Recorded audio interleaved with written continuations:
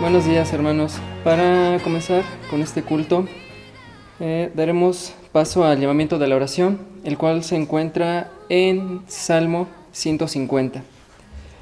Salmo 150 dice así: Alabad a Dios en su santuario, alabadle en la magnificencia de su firmamento, alabadle por sus proezas, alabadle conforme a la muchedumbre de su grandeza, alabadle a son de bocina, alabadle en salterio y arpa, alabadle con pandero y danza, alabadle con cuerdas y flautas, alabadle con címbalos resonantes, alabadle con címbalos de júbilo. Todo lo que respira, alabe a Jehová. Aleluya. Ahora, hermanos, daremos paso al ofrecimiento, a la oración de ofrecimiento y confesión de pecados. Señor, nuestro Dios, te damos gracias porque nos permites estar reunidos una vez más para deleitarnos con tu palabra, Dios. Y asimismo, de todo corazón, te ofrecemos este culto, Dios, que sea para tu engrandecimiento. Asimismo, Dios, queremos hacer la confesión de nuestros pecados. Te pedimos que perdones la forma en que hayamos ofendido a nuestros hermanos y como te hayamos ofendido a ti, Dios. Limpia nuestro corazón, Dios, y bendícenos para que en lo futuro nos permita ser más como nuestro Señor Jesucristo, Dios. Esto te lo agradecemos y te lo pedimos en nombre de Jesús. Amén. Ahora alabemos a nuestro Dios con el himno número 337. Haz lo que quieras, Señor, de mí.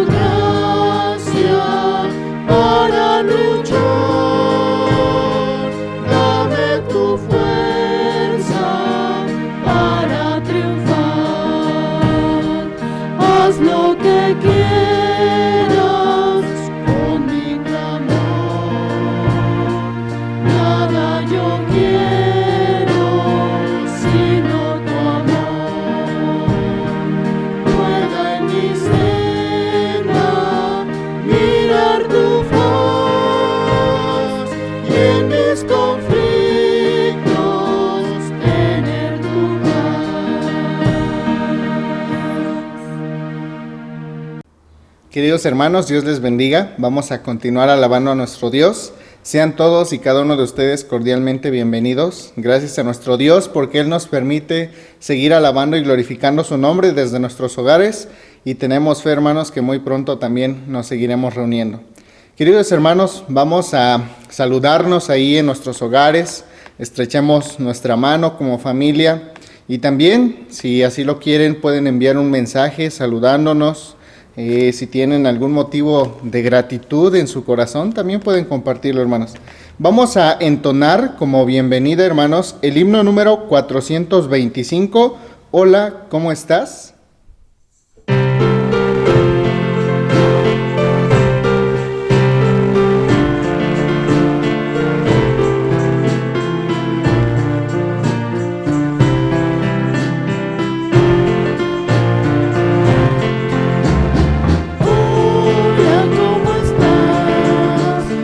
Gracias a Dios porque estamos aquí.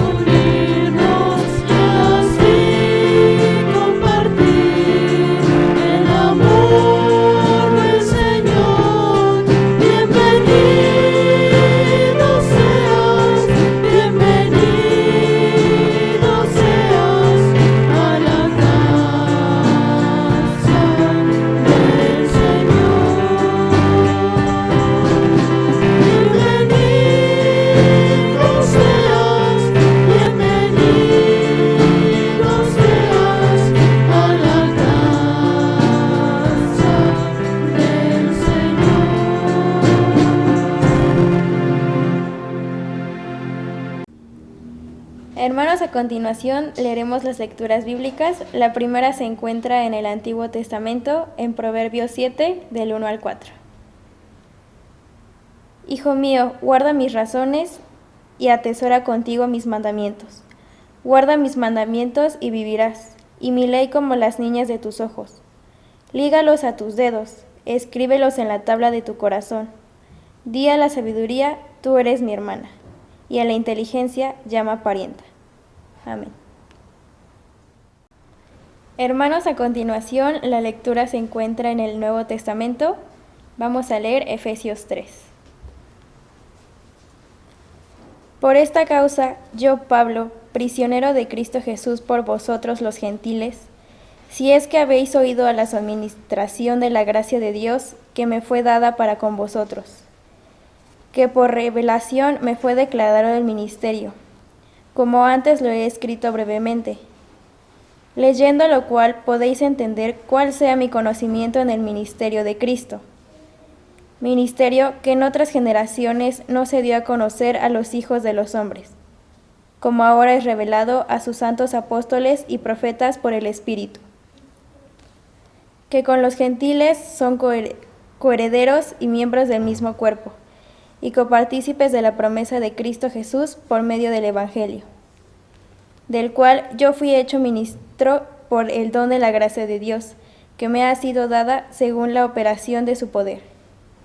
A mí, que soy menos que el más pequeño de todos los santos, me fue dada esta gracia de anunciar entre los gentiles el Evangelio de las inescrutables riquezas de Cristo, y de aclarar a todos cuál sea la dispensación del ministerio escondido, desde los siglos en Dios, que creó todas las cosas, para que la multiforme sabiduría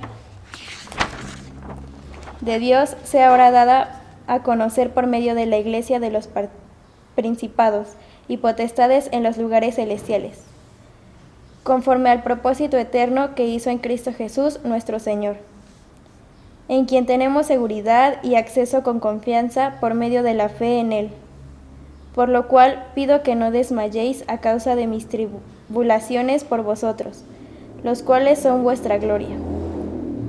Por esta causa doblo mis rodillas ante el Padre de nuestro Señor Jesucristo, de quien toma nombre de toda familia en los cielos y en la tierra, para que os dé, conforme a las riquezas de su gloria, el ser fortalecidos con poder en el hombre interior por su Espíritu, para que habite Cristo por la fe en vuestros corazones, a fin de que, arraigados y cimentados en amor, seáis plenamente capaces de comprender con todos los santos cuál sea la anchura, la longitud, la profundidad y la altura, y de conocer el amor de Cristo que excede a todo conocimiento, para que seáis llenos de toda plenitud de Dios. Y aquel que es poderoso para hacer todas las cosas mucho más abundantemente de lo que pedimos o entendemos, según el poder que actúa en nosotros. A Él sea gloria en la Iglesia, en Cristo Jesús, por todas las edades, por los siglos en los siglos. Amén. Hermanos, a continuación vamos a cantar las alabanzas. Somos el pueblo de Dios, y heme aquí, envíame a mí.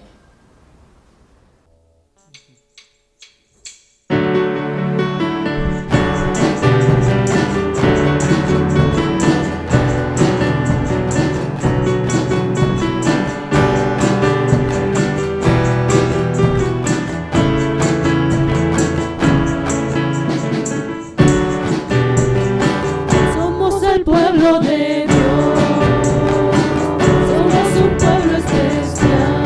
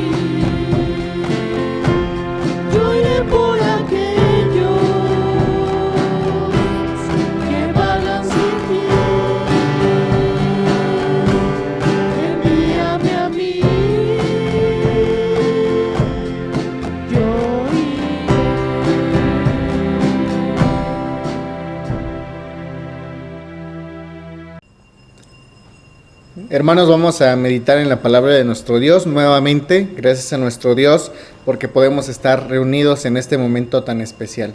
Vamos a orar, hermanos, para pedir la dirección en nuestro Dios. Padre amante, en esta hora te agradecemos, Señor, por estos momentos que tú nos permites tener en comunión contigo, Señor, y poder escuchar tu voz. Gracias por todas las bendiciones que nos has dado durante la semana, Señor, por todas las maravillas que hemos visto de parte de ti. Y en esta hora, Señor, queremos seguir escuchando tu palabra para que sea aplicada a nuestras vidas, Señor. Te pedimos, Padre, que tú seas con nosotros en este momento, que tú guardes nuestro corazón de toda distracción, que tú guardes nuestro corazón también, Señor, de hacer caso omiso a toda esta enseñanza que hoy en día tú nos vas a dar, Señor. Te pedimos, Padre, que en este día nosotros podamos corregir lo que haya que corregir, pero también, Señor, edificar lo que haya que edificar. Señor, gracias por estos momentos. En Cristo Jesús oramos. Amén. Bien, hermanos, como ya hemos escuchado el día de hoy, vamos a estar hablando acerca de la esperanza. Y la pregunta inicial de este tema es, ¿hay esperanza? ¿Hay esperanza ante qué situaciones? Bueno, nosotros podemos ver la sociedad y podemos observar distintas cosas. En meditaciones pasadas, más que nada en el mes de la familia, estuvimos hablando acerca de cada una de esas circunstancias que hoy tanto las familias como las iglesias también están por atravesar o están atravesando. Una de ellas también puede ser la enfermedad, otra puede ser las ideologías que hay que está causando que la gente ya no viva con dignidad. Solamente se busca el bien propio. Entonces, todo eso, hermanos, está trayendo a la sociedad una necesidad de esperanza. Porque al final de todo, cuando nos damos cuenta, después de buscar todo por nuestros propios medios, nos damos cuenta de que nada nos satisface, de que nada llena ese lugar el cual le pertenece solamente al Señor, de que pareciera que por más que llegáramos a tener, no da respuesta a nuestras necesidades. Entonces, caemos en cuenta que necesitamos algo más. Caemos en cuenta que nuestros corazones y nuestras fuerzas son inútiles y por lo tanto necesitamos esperanza. Necesitamos que alguien nos hable de esa esperanza, pero ¿esperanza en qué? Muchos otros prometen varias esperanzas, muchos otros prometen cambiar el mundo, muchas personas prometen hacer maravillas, pero resulta que cada uno de nosotros, por el hecho de que somos seres humanos, dejamos muchas veces cosas inconclusas, muchas veces no logramos los objetivos y dadas las circunstancias también nuestro corazón que tiene pecado, hay veces que somos muy egoístas. Y por lo tanto, ¿dónde estaría nuestra única esperanza? ¿Dónde sería el único lugar donde nosotros podríamos encontrar esperanza? Bueno, es lo que responde la segunda parte del título. ¿Hay esperanza? Sí, porque está la iglesia de Cristo. Y nótese bien esto, la iglesia de Cristo. La iglesia de Cristo, hermanos, no es cualquier edificio lleno de personas que se reúnen para estar hablando de alguien o de algún personaje importante, sino todos aquellos que han reconocido a Cristo como su gobernador, como su Señor, como su autoridad absoluta y dejan que Él les guíe su vida. De manera entonces que puede haber iglesias que no sean las iglesias de Cristo, que sean clubes en los que las personas van, piden perdón, apaciguan su conciencia que los acusa constantemente, pero eso no quiere decir que sea la iglesia. Es decir, la iglesia es aquella que vive para Cristo, vive por Cristo. Y vamos a ir entendiendo esto, hermanos, poco a poco. Bien, les quiero leer rápidamente lo que dice, hermanos, Efesios 2, 19 al 22. Efesios 2, 19 al 22 dice: así que ya no sois extranjeros ni advenedizos, sino conciudadanos de los santos y miembros de la familia de Dios, edificados sobre el fundamento de los apóstoles y profetas, siendo la principal piedra del ángulo Jesucristo mismo, en quien todo el edificio bien coordinado va creciendo para ser un templo santo en el Señor, en quien vosotros también sois juntamente edificados para morada de Dios en el Espíritu. ¿Por qué tomar en cuenta esto? Bueno, por dos cosas. Primeramente, porque durante todo el mes de la familia estuvimos hablando de la familia bajo el reino de Dios o desde la perspectiva del reino de Dios. Y para eso nosotros entendimos que era el reino de Dios. Nosotros también estuvimos hablando acerca de los principios del reino de Dios y cómo la iglesia y la familia deben vivir unidos en ese reino y con ese objetivo. Y de hecho ya la última predicación con la que cerramos el mes de la familia, precisamente se habló de que cada uno de nosotros somos integrantes de esta familia llamada iglesia. Y por lo tanto, como familia Génesis, nosotros necesitamos vivir bajo el reino de Dios. Yo creo que esos principios ya los hemos entendido. Entonces es por eso que este pasaje es muy importante. Ahora nosotros somos miembros de un nuevo reino, de este reino de justicia y de amor, como ya lo hemos hablado. Pero obviamente esto no queda ahí, sino que va mucho más allá, es mucho más profundo.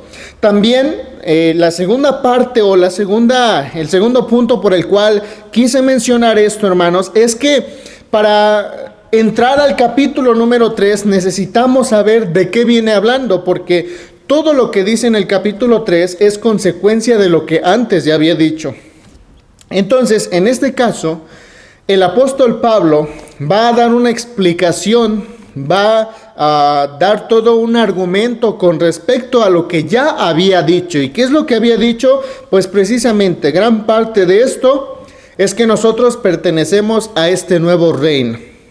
Siendo así, hermanos, entonces vamos a entrar de lleno al capítulo número 3. Les invito a que tengan sus Biblias abiertas para que podamos ir escuchando y reflexionando en la palabra de nuestro Dios. Fíjense, hermanos, aquí encontramos a Pablo en una circunstancia muy complicada. Esta circunstancia que estaba viviendo Pablo es la siguiente. En el versículo 1 dice: por esta causa yo, Pablo, prisionero de Cristo Jesús, por vosotros los gentiles. Pablo no estaba en algunas vacaciones o pasándola muy bien, conociendo distintos lugares. Fíjense bien qué es lo que él estaba pasando. Estaba siendo prisionero.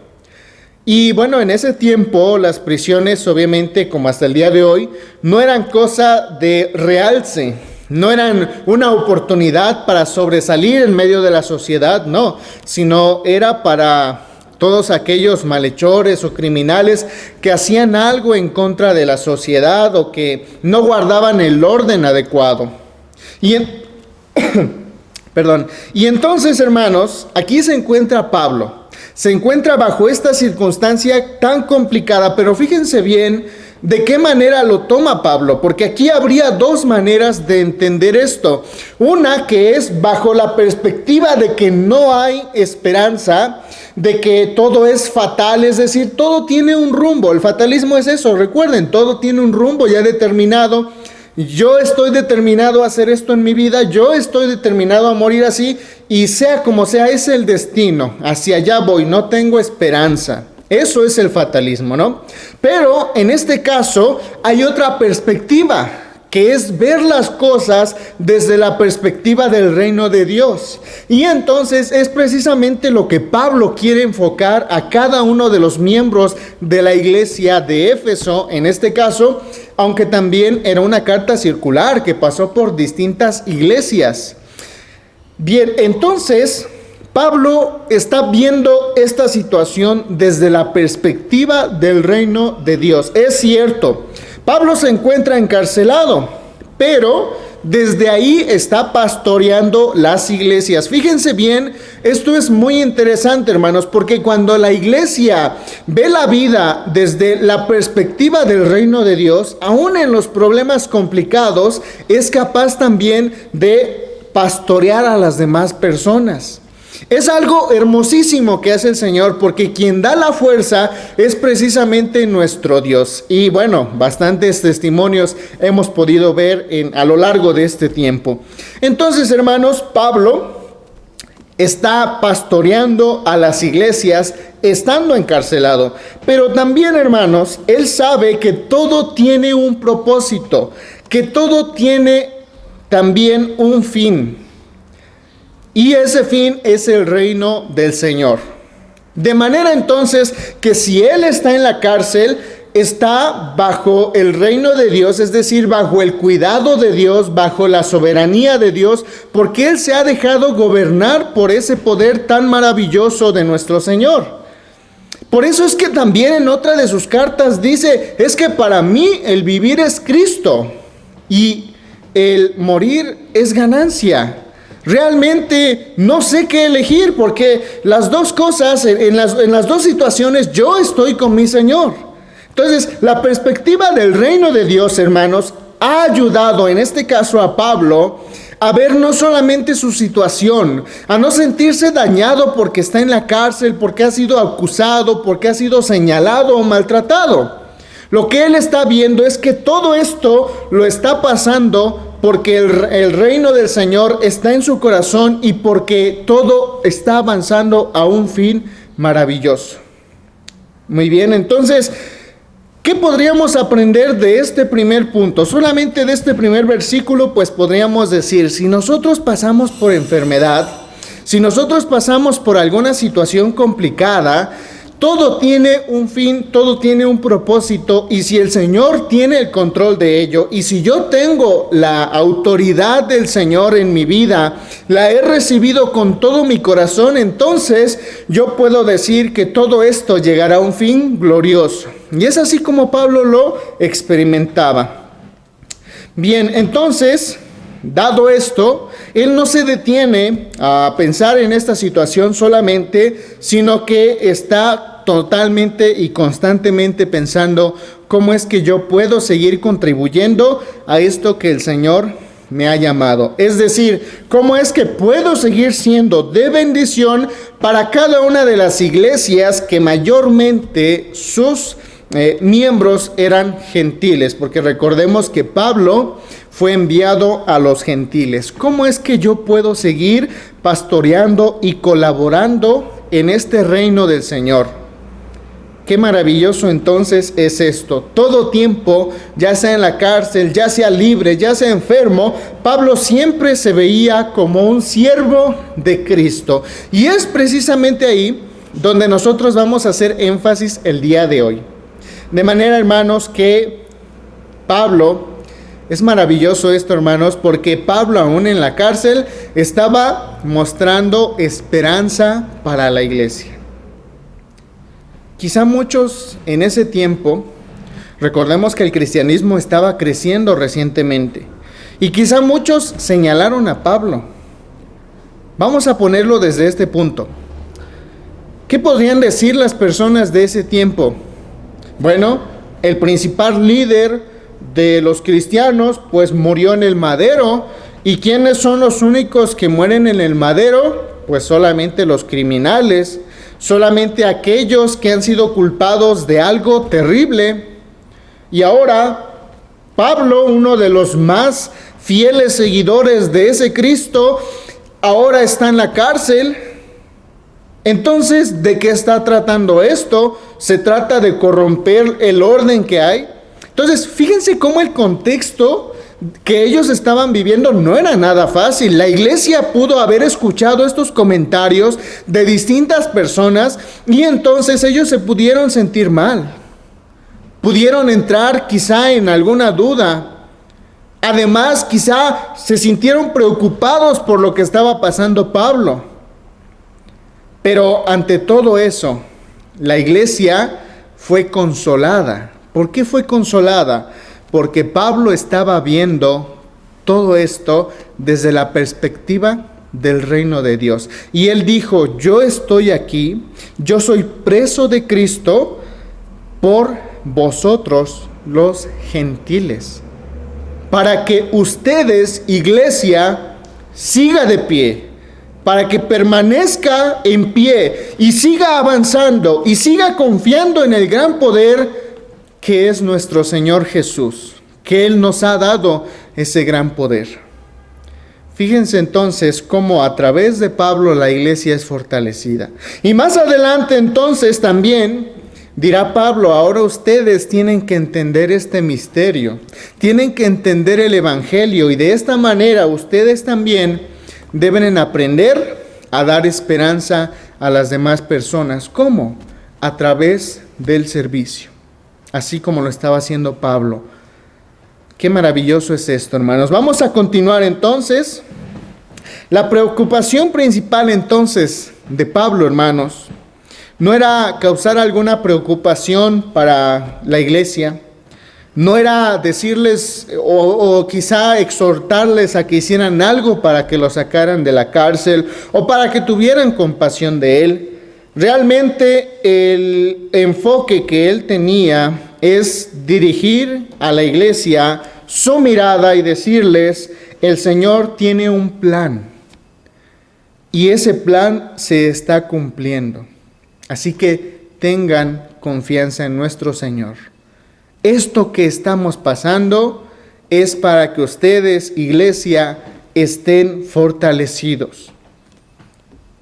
Vamos ahora al versículo número 2, dice, si es que habéis oído de la administración de la gracia de Dios que me fue dada para con vosotros. En otras traducciones dice o afirma, no lo hace como la Reina Valera 60 aquí, en el hecho de preguntar si es que habéis oído de la administración, sino que afirma, ustedes han oído de esta administración de la gracia de Dios que me fue dada para con vosotros. ¿Cómo es que se ve Pablo? Bueno, Pablo se ve como el mayordomo de esta gracia que ha sido encomendada en sus manos. Se ve como el administrador, como el siervo. Y fíjense cómo hace bien énfasis en lo que les estaba compartiendo hace un momento. El pasaje nos está dirigiendo la mirada hacia allá, hacia el servicio. La gracia se nos ha dado a nosotros como iglesia.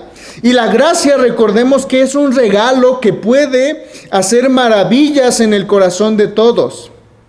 Pero solamente esta gracia se podrá administrar de manera correcta con corazones que quieran dar su vida totalmente en servicio al Señor. Así como en este caso Pablo nos lo está mencionando. De manera que cualquiera que tenga la gracia debe saberse a sí mismo como mayordomo, como administrador de esta gracia, como alguien que no es digno, pero que es afortunado de tener este lugar. Y de manera entonces que él se declarará un servidor de las personas. Pablo en ese tiempo fue enviado a los gentiles, pero hoy en día la iglesia también sigue siendo enviada a todos aquellos hermanos que tienen necesidad, a todos aquellos que no han conocido del evangelio. La iglesia entonces, al tener este papel fijo, al tomar este papel como su vida propia de servicio, es así como ella también puede mostrar esta esperanza para las personas que quizá no la tienen. Entonces, ahora la iglesia es portadora de esa gracia. El Señor ha puesto ese anuncio tan maravilloso en nuestras manos. Pero Pablo aquí está haciendo el énfasis. Ustedes lo aprendieron, lo escucharon y debe quedar claro. Pero esto se debe de llevar a cabo también en servicio, en obras. Vamos a continuar. Del 3 al 5 dice de la siguiente manera: que por revelación me fue declarado el misterio, como antes lo he escrito brevemente, leyendo la cual podéis entender cuál sea mi conocimiento en el misterio de Cristo, misterio que en otras generaciones no se dio a conocer a los hijos de los hombres, como ahora es revelado a sus santos apóstoles y profetas por el Espíritu Santo. Por eso es que Pablo a cada momento oraba. Por eso es que él inclinaba su rostro pidiéndole al Señor una sola cosa: que la iglesia pudiera entender este misterio. Y no solamente eso, sino todo lo que implica. Y recordemos que cuando Pablo habla del misterio, está hablando de toda la obra que el Señor ha hecho, que hoy podemos resumirla en una palabra que se llama evangelio. Pero obviamente es algo sumamente grande que nosotros ni siquiera somos capaces de llegar a conocer algún porcentaje de ello, sino solamente lo que podemos ver y conocer a través del conocimiento que nos da el Señor. Por eso es que Él constantemente estaba orando: Señor, que la iglesia pueda abrir sus ojos, que la iglesia pueda escuchar y pueda dar atención a lo que tú nos has llamado. Este misterio, esta obra tan maravillosa precisamente se trata de la paz, de la esperanza, del amor creado por Cristo Jesús a través de la cruz. Eso es entonces lo que a nosotros nos ha sido encomendado en nuestras manos. Entonces se trata de una reconciliación por medio del Evangelio. Las familias deben tener una reconciliación. La creación debe tener una reconciliación. Las personas necesitan esta reconciliación y la iglesia necesita anunciar que hay esperanza. La iglesia necesita dar acciones vivas de que hay esperanza. En el capítulo número 6 dice que los gentiles son coherederos y miembros del mismo cuerpo y copartícipes de la promesa de Cristo Jesús por medio del Evangelio. Aquí lo que Pablo está diciendo a través de estos pasajes, por ejemplo en el número 5, resalta algo maravilloso. Dice a los apóstoles y profetas por el Espíritu, de manera que cada uno de los apóstoles, cada uno de los profetas pudo conocer este misterio porque el Espíritu Santo se los había revelado. De manera que hoy también, hermanos, la manera en la cual la iglesia puede proceder en fe y en sabiduría es solamente cuando depende totalmente del Espíritu Santo. Es cuando habíamos dicho, Cristo es la suma autoridad y por lo tanto el Espíritu Santo es la autoridad de la iglesia. De manera que el Espíritu Santo dirige a la iglesia, hace abrir los ojos a la iglesia. Y esa es la oración de Pablo. Y en ese tiempo, ¿qué es lo que debían darse cuenta? Pues precisamente que no solamente los judíos eran los receptores de esta salvación. No solamente ellos eran dignos de esta recepción, y dignos entre comillas, no solamente ellos eran a quienes venía el reino, sino que venía también a los gentiles. Y que en estos dos grupos de personas, no había distinción alguna en este nuevo reino. Eran todos igual. De manera que ya en este reino no hay discriminación. No hay por qué mirar hacia arriba y hacia abajo a alguna persona, o mirar su color de piel, o posición económica, o algunas otras cosas, sino para el reino del Señor, todos y cada uno somos iguales, amados de la misma manera, perdonados de la misma manera cuando venimos ante el Señor en total arrepentimiento. Eso es lo que la iglesia en ese tiempo debía aprender, y hoy también la iglesia debe aprender esto. De manera entonces que si la iglesia quiere avanzar, nuestra oración constante debe ser: Señor, abre los ojos de tu amada iglesia. Abre mis ojos y hazme ver las maravillas de tu reino.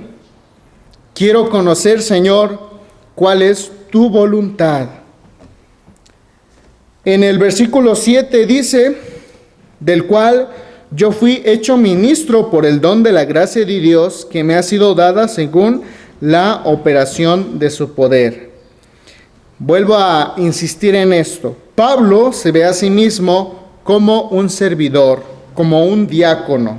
Y esta gracia precisamente obra solamente por el poder del Espíritu Santo.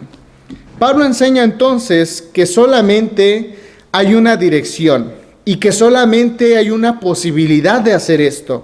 Y la única posibilidad de hacer esto es bajo la guía del Espíritu Santo.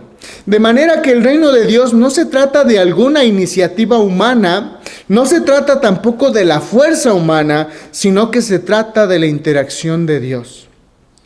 Entonces vamos a poner a pensarnos un poco en esto. Porque hay muchas ocasiones en las cuales nosotros llegamos a decir, miren, yo soy buen creyente, yo tengo buen testimonio. Pero bueno, aquí el reino de Dios está diciendo que no es por iniciativa humana, no es para resaltar a algún ser humano, sino es para que el poder de Dios sea perfeccionado en la iglesia y sea visto por la iglesia, disfrutado por la iglesia. Entonces, el único centro de atención en este reino y en esta realidad, si es que la iglesia quiere seguir adelante, es cuando el Espíritu Santo ocupa el primer lugar en el corazón de cada creyente. Es cuando el Espíritu Santo hace que nosotros abramos los ojos y entonces Él nos dirige a dar respuesta a las distintas necesidades. Por lo tanto, insistimos, la iglesia se debe proclamar a sí misma como servidor de las personas.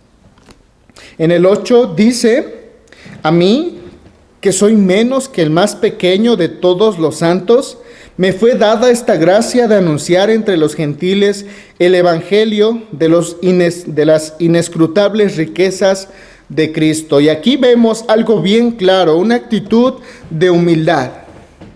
Pablo dice, yo he sido el más pequeño, el más insignificante de todos. Es algo básico para un creyente tener esta visión de quiénes somos. ¿Y esto para qué ayuda, hermanos? La idea de decir esto no es para decir que la iglesia no tiene capacidades. No es para decir que yo como ser humano puedo hacer cosas maravillosas o puedo tener habilidades asombrosas. Claro que sí. Claro que el ser humano es hecho precisamente a la imagen de Dios y eso lo hace a alguien súper especial. Pero el punto aquí, o el sentido aquí, es el siguiente, y se los voy a explicar por medio de una ilustración. Sucede que un joven recién salido del seminario llegó a una iglesia de más de 100 miembros.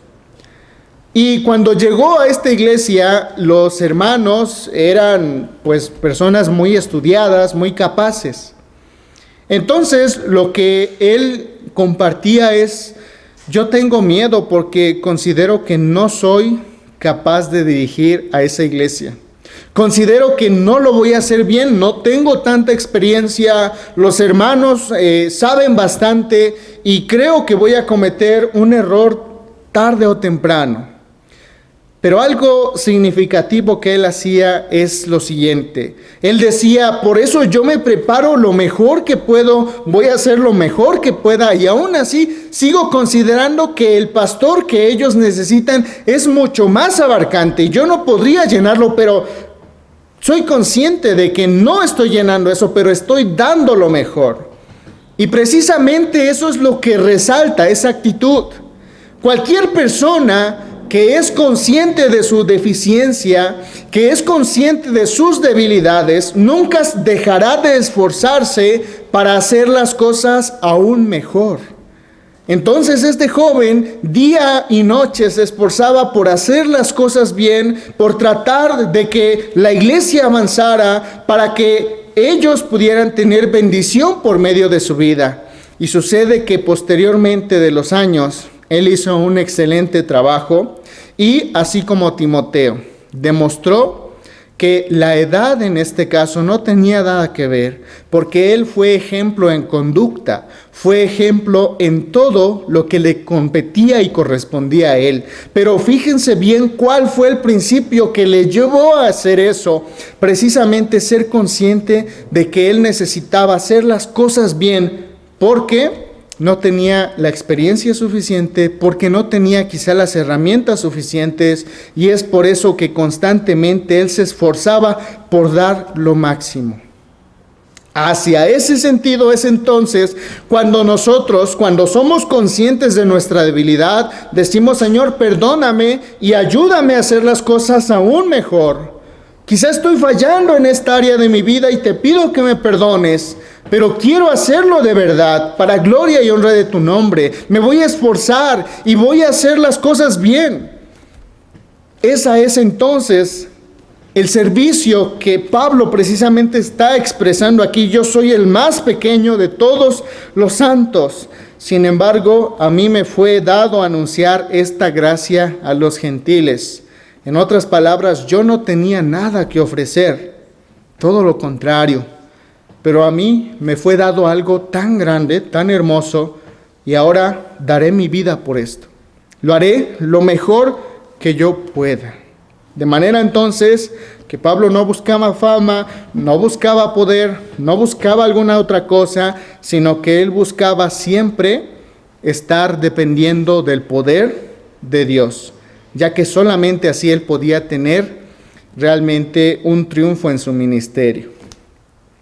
Muy bien, entonces del 9 al 11 dice de la siguiente manera: y de aclarar a todos cuál sea la dispensación del misterio escondido desde los siglos, el don de Dios que creó todas las cosas, para que la multiforme sabiduría de Dios sea ahora dada a conocer por medio de la Iglesia a los principados y potestades en los lugares celestes, conforme al propósito eterno que hizo en Cristo Jesús, nuestro Señor. Algo bien interesante que quiero recalcar y que quiero realzar aquí, hermanos, es que ciertamente este misterio ha sido revelado a la iglesia y la iglesia debe estar compartiéndolo. Y fíjense bien lo que dice Pablo: cuando la iglesia comparte esto, no solamente lo entiende, sino que lo practica y lo comparte. Incluso las huestes celestiales que gobiernan a este mundo quedan sorprendidas, quedan impactadas. Hermanos, nosotros, hay veces que no somos quizá conscientes o no estamos pensando todo tiempo en esto, pero, por ejemplo, un ángel tiene muchas más capacidades que nosotros. Y si hablamos de ángeles caídos, pues obviamente una persona solamente contra un ángel, pues obviamente el ángel se reiría de él. Si Satanás quisiera platicar con nosotros, nos llevaría a consecuencias muy difíciles en nuestras propias fuerzas o razonamiento. Pero cuando la iglesia camina bajo el poder de Dios, dice la Escritura que todas esas huestes poderosas que podrían hacernos mucho daño, cuando tenemos el poder de Dios y el poder del Evangelio, dice, estas quedan sorprendidas. ¿Cómo la iglesia puede sorprender e impactar a todos esos poderes malignos que andan? Solamente cuando anda en la verdad de este misterio que es el Evangelio, que es servir y darse para las personas. ¿Cómo entonces yo voy a triunfar ante la enfermedad? ¿Cómo voy a triunfar ante el miedo, ante las ideas o ideologías? Solamente dependiendo del poder del Espíritu Santo. En el 12 dice: en quien tenemos seguridad y acceso con confianza por medio de la fe en Él. El 13: por lo cual pido que no desmayéis a causa de mis tribulaciones por vosotros, las cuales son vuestra gloria. De este lado entonces nosotros podemos entender que Pablo bien pudo haber sido golpeado en la cárcel, pudo haber sido señalado, y como consecuencia de eso, si él tuviera una visión totalmente fatalista, como lo decíamos, muy probablemente hubiera dicho: bueno, ¿para qué tanto esfuerzo? ¿Será que voy a recibir algo bueno? Estoy en la cárcel, o sea, ¿qué no se supone que estoy tratando de hacer lo bueno? ¿Por qué estoy en la cárcel? Yo no me merezco esto, yo no estoy haciendo nada malo. Y quizá: Señor, ¿realmente me amas? Y si me amas, ¿por qué permites esto? Él no estaba viendo eso realmente, sino que él estaba viendo todo esto desde la perspectiva del reino de Dios. De manera que aunque estaba en la cárcel, él decía: yo soy libre y yo tengo acceso a mi Padre. Yo puedo tener comunión con Él. La cárcel no determina quién soy yo. La cárcel no determina mi tarea. La cárcel no determina nada, sino solo el Señor determina quién soy yo. Él me da la integridad. Él me da salud. Él me da amor. Y por eso Pablo se sentía libre y gozoso aún estando en la cárcel. Qué asombrosa enseñanza, hermanos. Por lo cual pido que no desmayéis a causa de mis tribulaciones por vosotros, las cuales son vuestra gloria. Vamos a entenderlo desde este punto. Jesús vino al mundo para la iglesia y esa fue su obra. Y Él nos llamó a cada uno de nosotros a que sigamos sus pisadas, sigamos su obra. Y entonces es precisamente lo que está haciendo Pablo. Cristo se dio por la iglesia y Pablo, imitando a Cristo, también se da por la iglesia, también sufre penalidades por la iglesia. Y ahora nosotros, ¿qué estaremos dispuestos a hacer para seguir las pisadas de nuestro Señor? Pues precisamente dar nuestra vida para aquellas personas que hoy en día están pasando muy mal porque no hay esperanza para ellos. Esa es entonces nuestra participación también en el reino de Dios. Y por eso es que Pablo se siente orgulloso. Pablo se siente digno y se siente gozoso en este caso. ¿Por qué? Porque está participando de esta obra tan noble, tan poderosa, que es precisamente la misma obra que Cristo Jesús vino a hacer por cada uno de nosotros. Y a continuación, a partir de los siguientes capítulos, hermanos, comienza Pablo a decir: por eso es que yo ruego a mi Señor que cada uno de ustedes sea completamente sabio, entero, con toda sabiduría del Espíritu Santo, capaces de comprender todas las cosas, de manera que podamos concluir en esto. Y aquel que es poderoso para hacer todas las cosas mucho más abundantes de lo que pedimos y entendemos, según el poder que actúa en nosotros, a Él sea la gloria en la iglesia en Cristo Jesús, por todas las edades, por los siglos de los siglos. Amén. Él tiene todas nuestras necesidades, todo lo que vivimos en sus manos. Y cuando está en sus manos, Él puede hacer de esto algo maravilloso. Es lo que dice en el 20. Por eso sea alabado, sea glorificado el nombre de Cristo Jesús. Hermanos, pongamos todas nuestras cargas en las manos de nuestro Señor. Pongamos todo aquello que nos aflige en las manos de nuestro Señor. Veamos todo desde la perspectiva del reino de Dios. Dejémonos guiar por el Espíritu Santo. Oremos fervientemente para que Él abra nuestra visión y poder ver hacia dónde nos quiere guiar. Y es así como la iglesia podrá asombrar incluso a los poderes que quieren dominar a este mundo, hermanos. Que Dios quiera añadir bendición a su palabra. Amén. Hermanos, respondamos con gratitud con el himno de respuesta número 612. Yo quiero trabajar para el Señor.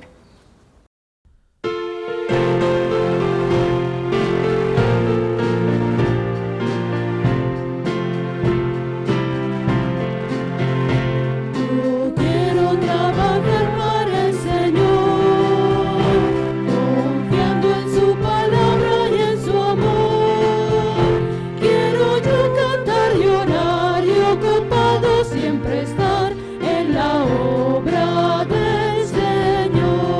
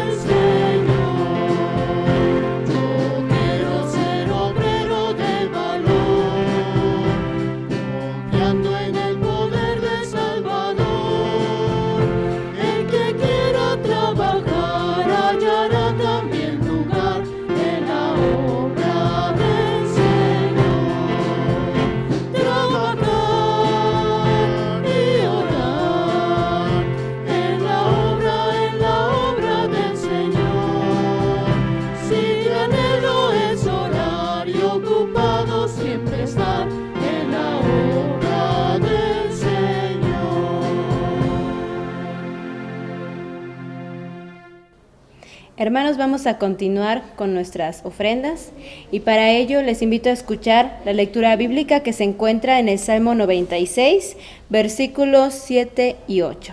Y dice así: Tributad a Jehová, oh familias de los pueblos, dad a Jehová la honra y el poder. Dad a Jehová la honra debida a su nombre, traed ofrendas y venid a sus atrios. Amén. Asimismo, hermanos, entonemos el himno número 444, traed los diezmos.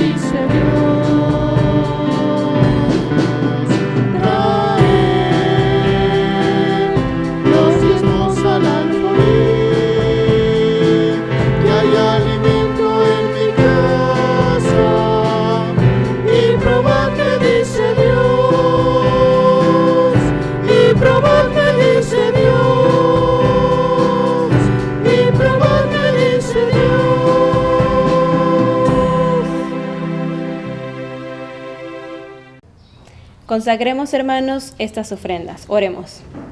Bendito Padre Celestial, que moras en los santos cielos, te agradecemos, Señor, por todas tus infinitas bendiciones que has derramado sobre nosotros, tus hijos, Padre. Gracias porque nos permites dar una pequeña parte de lo mucho que tú nos das, Señor. Te pedimos en este momento que tú bendigas estas ofrendas, estos diezmos, que tú los consagres, Señor, y que los multipliques. Gracias por la vida de cada uno de mis hermanos que han dado y por los que no pudieron dar, Señor, por alguna circunstancia. Te pedimos que tú sigas supliendo sus necesidades, Padre. Todo esto te lo rogamos y te lo pedimos en el nombre de Cristo Jesús. Amén. Hermanos, vamos a hacer la oración final. Señor, en esta hora te agradecemos por el tiempo que tú nos has dado para poder adorarte, para poder honrar tu nombre. Gracias, Señor, por cada uno de mis hermanos que pudieron participar de este momento tan especial, tanto desde sus hogares, pero también, Señor, desde aquí, desde la dirección y grabación y edición, todo lo que se tiene que hacer, Padre. Gracias también, Padre, porque podemos escuchar claramente el llamado que tú nos estás haciendo.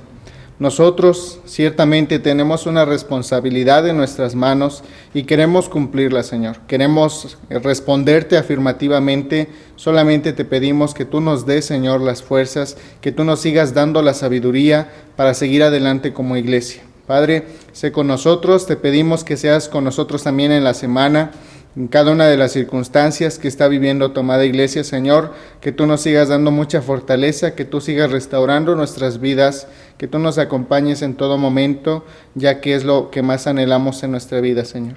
Gracias por todo lo que nos das, gracias porque sabemos, Señor, que así lo harás. Oramos en Cristo Jesús. Amén. Queridos hermanos, vamos a escuchar algunos avisos de interés para toda la iglesia. Primeramente, recuerden que reagendamos nuestra reunión congregacional. Ahora vamos a estar realizando nuestra reunión el día 4 de julio, domingo 4 de julio. La dinámica va a ser la misma, va a ser a las 11 de la mañana.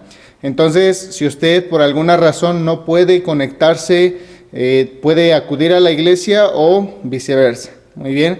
Estaremos al pendientes también, si gustan venir y dejar sus ofrendas y diezmos, estaremos aquí en las instalaciones de la iglesia, hermanos.